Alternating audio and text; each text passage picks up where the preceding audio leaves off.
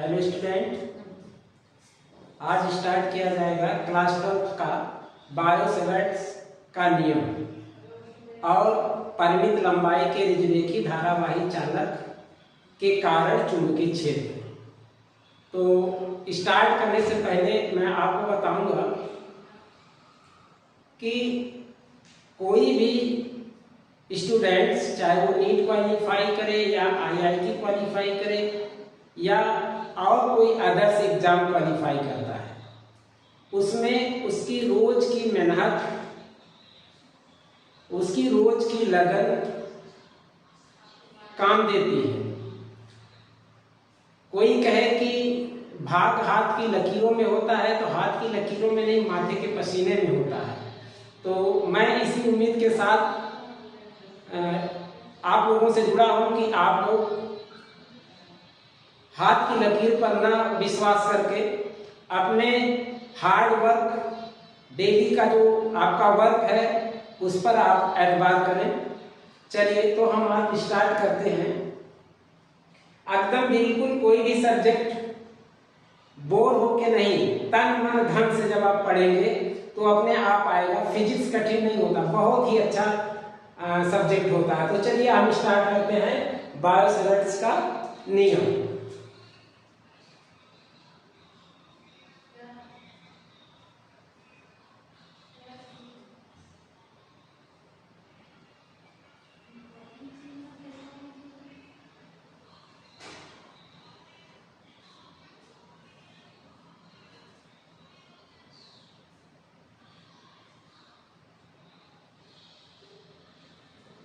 Bio-Savart's का नियम, इसमें क्या है कि एक हम चालक लेंगे, इस तरीके का,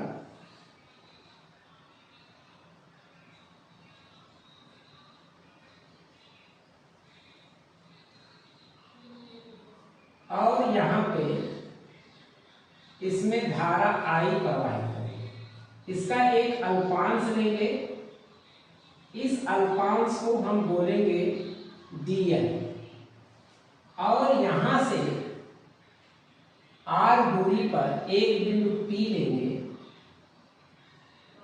वहां पर r दूरी पर उस बिंदु P पर हमें निकालना है, यहां से इसका कोण कितना होगा, थीटा।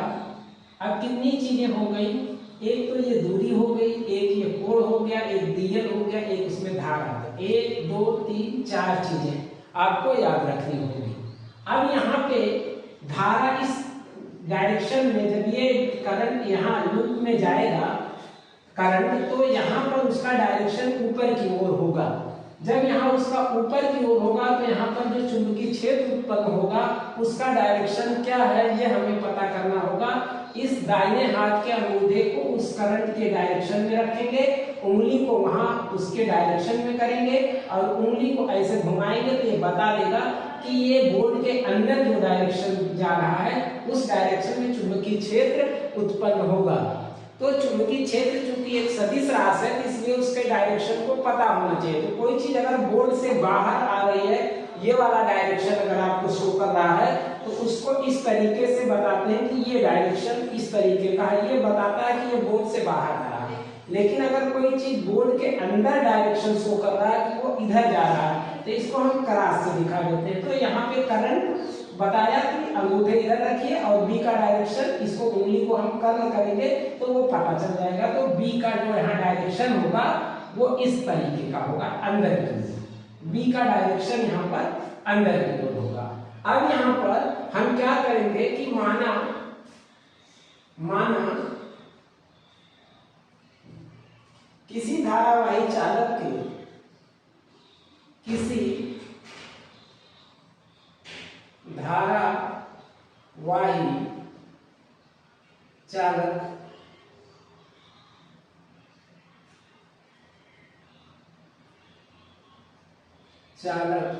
में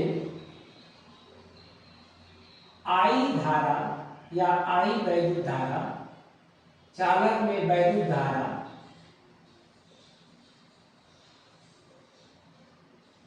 I प्रवाहित है, हो रही है। अब इसके कारण, इसी धारा के कारण, अब देखेंगे अल्पांश डीएल के कारण, माना अल्पांश डीएल के कारण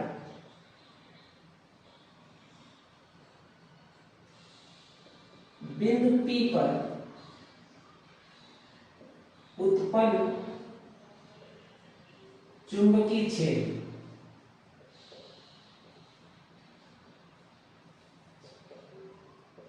dV है। अब यहां से अगर हम ये कह दें कि यहां पर कोई पॉइंट Q है, तो QP की जो दूरी है वो R है। QP बराबर कितना है? R है। अब यहां से बायो-सावर्ट के अनुसार जो चुंबकीय क्षेत्र होगा dV, पहली बात कि नंबर 1, यहां जो चुंबकीय क्षेत्र dV हमें मिलेगा, उस dV का इन चारों के साथ क्या रिलेशन है? I के साथ dV का चुंबकीय क्षेत्र जो उत्पन्न हो रहा है उसका I के साथ क्या रिलेशन है, उसका dl के साथ क्या रिलेशन है, उसका थीटा के साथ क्या रिलेशन है, और दूरी r के साथ क्या रिलेशन है। तो 4 चीजें हैं। तो हम लिखेंगे पहला कि चुंबकीय क्षेत्र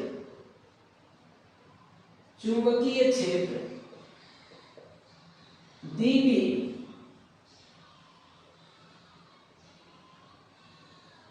प्रवाहित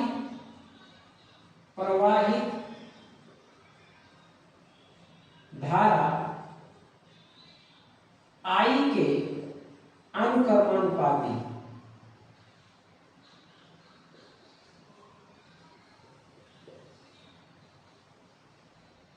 होती है। एक बात इससे हम लिख सकते हैं कि dV प्रोपोर्शनल I, ये पहली बात थी, ये इक्वेशन भी इससे पहला हो गया। अब दूसरी बात, चुंबकीय क्षेत्र dV अल्पांश dl के अनुक्रमानुपाती है।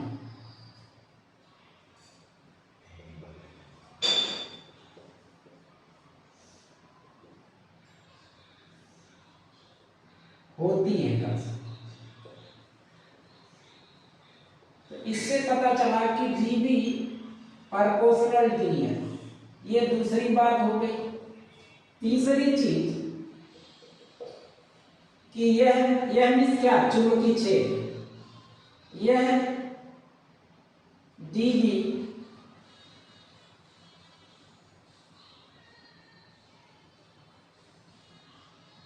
dl व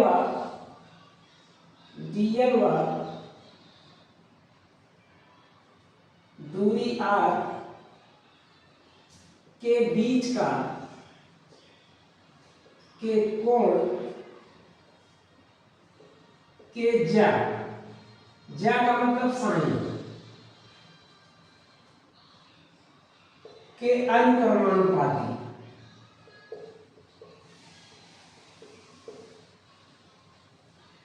होती है। इसका मतलब dV जो होगी वो साइन थीटा के प्रोपोर्शनल। ये हो गया 3। अब चौथी बात कि यह dV या यह चुंबकीय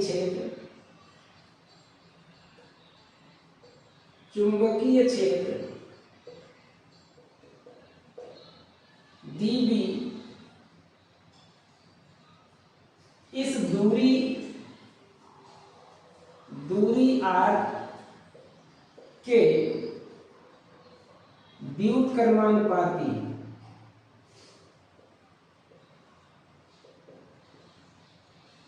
होती है। अब इससे क्या रिजल्ट निकला, डीबी पर इनवर्सली प्रोपोर्शनल 1/r², दूरी के वर्ग के अनुक्रमानुपाती। तो यहाँ ऐसे करते हैं, दूरी के वर्ग के व्युत्क्रमानुपाती। तो अब यहाँ पे ये आ गया 4। अब यहाँ से चारों को, यदि चारों तथ्यों को एक साथ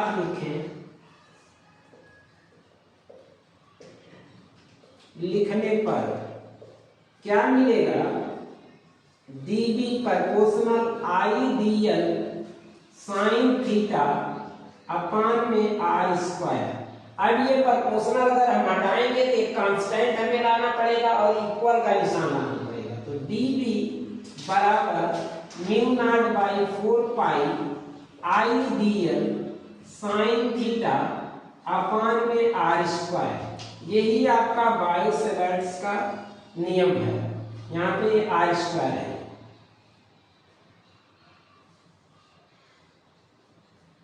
ये हमारा बायो-सेवर्ट्स का नियम यही है। तो आप फिगर बना लीजिए, इसको नोट कर लीजिए। फेयर में अपना बहुत आराम से आप चारों बातों को याद कर डालिए और उसको मैथमेटिकल ढंग से कैसे लिखा जाता है उसको कर लीजिए। इसमें कुछ है ही नहीं। पहले क्लास 10th में बायो-सेवर्ट्स के नियम पूछे जाते थे, अब क्लास 11th में ये पूछा जाता है। तो इम्पोर्टेंट है, ऐसा नहीं कि इम्पोर्टेंट नहीं है। नोट कर लीजिए। चलिए, अब यहाँ का जो कोण होगा वो φ2 मान लेंगे। अब यहाँ से देखेंगे कि हम एक अल्पांश लेंगे और इस अल्पांश को dl बोल देंगे। इसी अल्पांश के कारण, dl के कारण बिंदु P पर पहले हम चुंबकीय क्षेत्र निकालेंगे, उसके बाद पूरे चालक के कारण निकालेंगे। तो dl से जो हमारा मिलेगा चुंबकीय क्षेत्र, यहां से वो x दूरी पर, किस दूरी पर, x दूरी पर वो हम निकालना चाह रहे हैं। तो यहां से दोनों को अगर हम इसको मिला देंगे तो dl के कारण जो यहाँ पे कोण बनेगा वो बहुत छोटा कोण बनेगा, उसको हम d phi डिनोट कर सकते हैं। पूरा कोण कितना है, φ2 है। पूरा कोण जो है ये इतना d phi है, लेकिन यहां से यहां तक का जो कोण है वो कितना है, φ2 है, इतना कोण। अब यहां से हम कहेंगे कि ये जो बीच का बन रहा है ये कोण, अगर हम इसको फाई ले लें, इसको अगर हम फाई मान लें, अब यहां हम E मान लें, यहाँ F मान लें और इस पर एक लंब डाल दें, तो यहाँ पे 90 अंश, ये भी 90 अंश।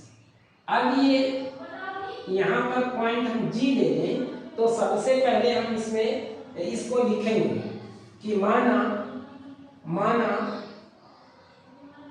परिमित लंबाई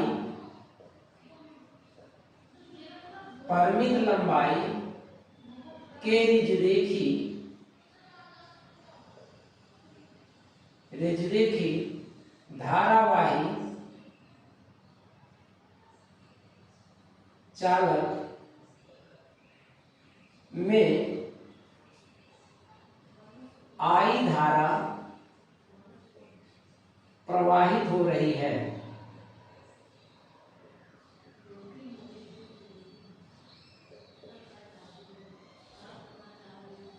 तथा चालक का मतलब ये जो तार लिया गया है वही धारावाही चालक की लंबाई CD है। अब बिंदु P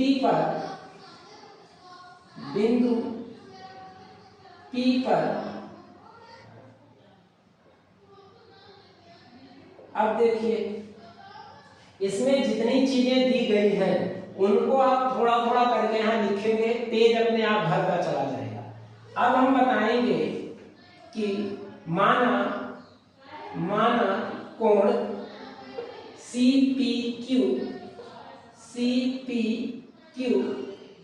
बराबर φ1 तथा कोण QPD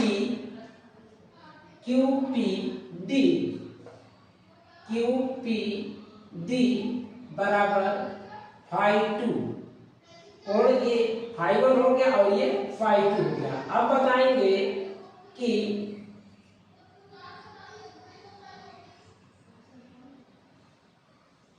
कोण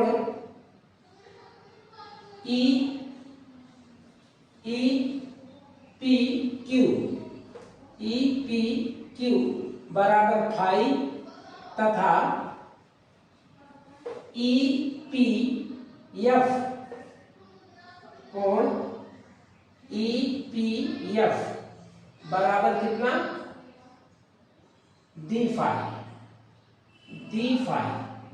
अब ये फाइ हो गया, ये d फाइ हो गया।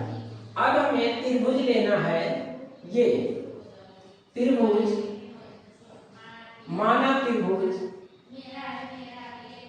EGF समकोण त्रिभुज कह सकते हैं।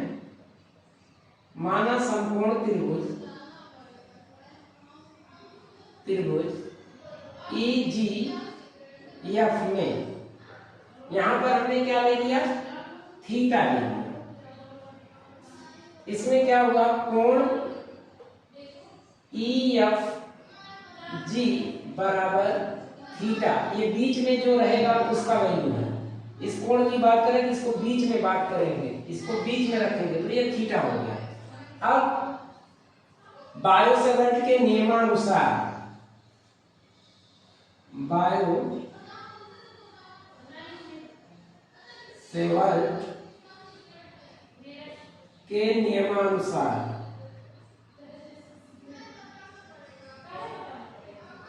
नियमानुसार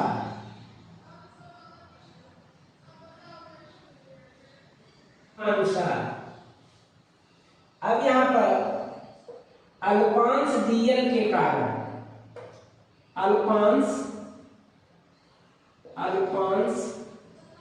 dl के कारण बिंदु P पर उत्पन्न चुंबकीय क्षेत्र, तो चुंबकीय क्षेत्र dl के कारण क्या होगा, dB होगा। तो dB बराबर IDL साइन थीटा अपान में यहां से ये दूरी x है तो ये हो जाएगा x स्क्वायर। अब ये हमारा इक्वेशन नंबर फर्स्ट हो गया। अब इस इक्वेशन फर्स्ट में हम देखेंगे कि हमारा अगर कोई ये त्रिभुज है, समकोण ये कोई त्रिभुज है और इस त्रिभुज का ये कर्ण है। अगर हमें कर्ण मालूम हो तो ये 90 अंश के सामने, देखिए ये 90 अंश के सामने की भुजा है तो ये कर्ण है। ये 90 अंश के सामने की भुजा है तो ये कर्ण है, तो यहाँ dl भी कर्ण होगा क्योंकि 90 के सामने है। अब अगर हमें लंब मालूम करना हो, इस कोण थीटा के लिए लंब मालूम करना हो ये, तो अगर ये कर्ण है तो यहाँ पे हो जाएगा कर्ण साइन थीटा। तो इस तरीके से इस कोण के लिए EG जो हमारा होगा, EG जो होगा वो लंब होगा। इस कोण के सामने ये लंब होगा और ये 90 अंश है इसलिए कर्ण होगा। तो इसका EG का मान जो होगा, चूंकि EG का जो मान होगा वो हमारा होगा DL साइन थीटा। अगर ये DL साइन थीटा है तो आप इस त्रिभुज में देखें EG DL साइन थीटा अगर ये है तो इस कोण के लिए, इस कोण में अगर आप देखेंगे तो ये इसका लंब होगा। ये अगर इसका लंब होगा तो इसके इस कोण के लिए क्या होगा, ये 90 अंश तो ये कर्ण होगा। इस कर्ण के हिसाब से ये लंब होगा x साइन d फाइ। यहां पर ये होगा x साइन d फाइ। तो चूंकि फाई बहुत छोटा कोण है इसलिए साइन वहां पर लिया ही नहीं जाएगा, तो हो जाएगा एक्स डी फाई और ये हो जाएगा एक्स डी फाई। अब यहां पर हम क्या करेंगे कि जो डीएल साइन थीटा है उसकी जगह हम रख देंगे एक्स डी फाई। तो डी, इसलिए डी बी बराबर क्या होगा, आई डीएल साइन थीटा की जगह हम क्या रख सकते हैं, एक्स डी फाई। तो ये हो गया एक्स डी फाई। अब यहाँ अपान में एक्स स्क्वायर है तो एक एक्स इससे कैंसिल आउट हो जाएगा। तो डी बी बराबर, देखिए यहाँ पे कुछ छूट गया, क्या छूट गया है, कांस्टेंट वैल्यू। तो कांस्टेंट वैल्यू यहाँ पे जो छूटा है उसको लिखते चले, ये हो जाएगा म्यू नॉट अपान में 4 पाई। तो यहाँ पर भी वही चीज, यहाँ mu not upon 4 pi I DL sine theta की जगह क्या रख देंगे, एक्स डी फाई अपान में क्या, एक्स स्क्वायर। तो एक्स से कैंसिल आउट हो गया। अब बचा म्यू नॉट अपान में 4 पाई आई अपान डी फाई अपान में एक्स। अब ये एक्स का हम वैल्यू रखें अगर इसके हिसाब से, ये अगर एक्स है तो कास फाई देखें, चूंकि इधर ही रहे, चूंकि त्रिभुज क्यू पी ई में, अब यहां पे कास फाई अगर लें, कास फाई इक्वल टू, तो ये हमारा आधार होगा आर, तो आधार अपान में कर्ण, ये 90 अंश है, इसके सामने ये एक्स कर्ण हो गया। अब यहां से हम x बराबर निकालें तो ये हो जाएगा r अपान में cos फाई। अब यहां पर हम x का वैल्यू रखें, इसलिए d phi equal to mu not upon में 4 pi i upon d phi upon में x की जगह क्या लिखेंगे, r अपान में cos फाई। अब ये cos ऊपर चला जाएगा, हो जाएगा d phi equal db equal to mu not upon में 4 पाई i अपान में r cos फाई ऊपर गया, cos फाई और इनटू में अभी d फाई भी बचा हुआ है। अब हम किसके लिए ये निकाले हैं, ये जो आया वो इस अल्पांश के लिए है। अगर हम इसका समाकलन कर दें तो हमें पूरे चालक का मालूम हो जाएगा। तो समाकलन करने पर b बराबर, अब ये पूरे के लिए हो जाएगा तो db नहीं होगा b होगा, db नहीं होगा, पूरे के लिए क्या हो जाएगा, b होगा। तो b बराबर mu not upon 4 pi i upon r।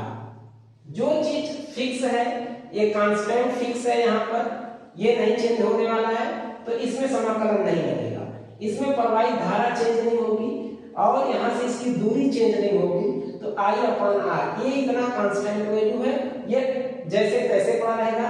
समाकलन लगेगा किसमें, इसमें फाई में। तो ये हो गया लिमिट इसकी -फाई1 से फाई2 तक और cos फाई d फाई, और cos का हो जाता है साइन।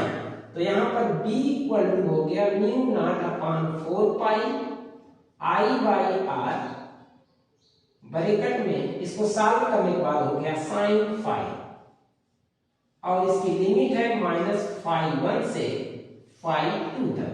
अब यहाँ पर हम वैल्यू रखेंगे, b बराबर mu not upon 4 pi i upon में r, ब्रैकेट में साइन फाई2 अपर वैल्यू माइनस में लोअर वैल्यू साइन -फाई1। अब यहाँ पर देखेंगे अगर आ जाएगा आपका पॉजिटिव, तो ये b equal to mu not upon 4 pi i upon में r।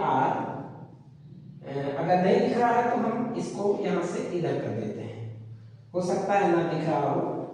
तो यहाँ पे आप कर दें b equal to mu not upon में 4 पाई I/r, ये हो गया साइन। अब ये पॉजिटिव हो गया जब, तो हम φ1 को पहले लिख दें और साइन φ2 को बाद में लिख दें, क्योंकि सीक्वेंस में हो जाएगा। तो दोनों पॉजिटिव, ये तो ऑलरेडी पॉजिटिव था, ये भी पॉजिटिव हो गया, तो हमने इसको सीक्वेंस में लिख दिया, 1 को पहले और 2 को बाद में। तो ये हमारा जो रिजल्ट आया वो ये आया। अब यहाँ पर बात आती है कि ये जो चालक है अगर परिमित ना हो करके अपरिमित लंबाई का हो, तो यहाँ पर एक पॉइंट नोट कर लीजिएगा, ये हेडिंग बना लीजिएगा, अपरिमित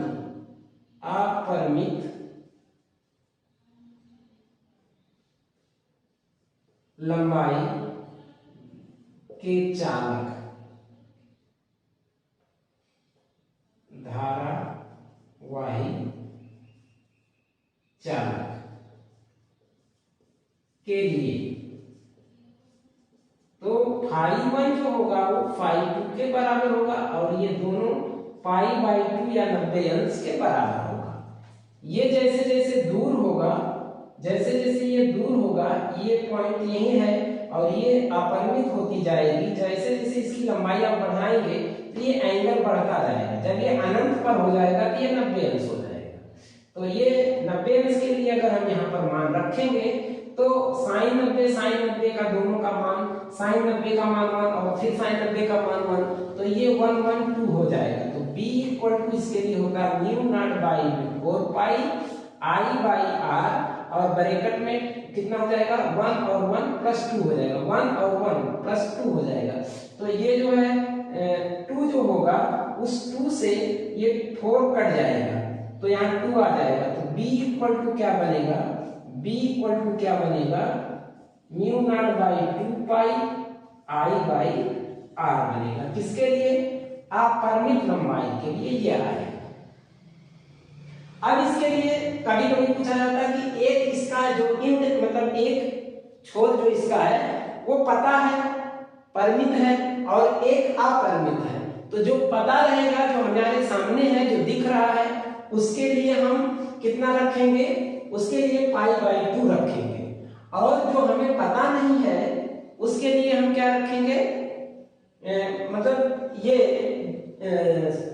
जो पता रहेगा उसके लिए 0 रखेंगे, और जो हमें नहीं पता रहेगा, अपरिमित रहेगा, उसके लिए हम क्या रख देंगे, π/2 रख देंगे। इसका मतलब sin 90 रख देंगे, तो वो मान हमें मालूम हो जाएगा। तो चलिए इसको नोट कर लीजिए।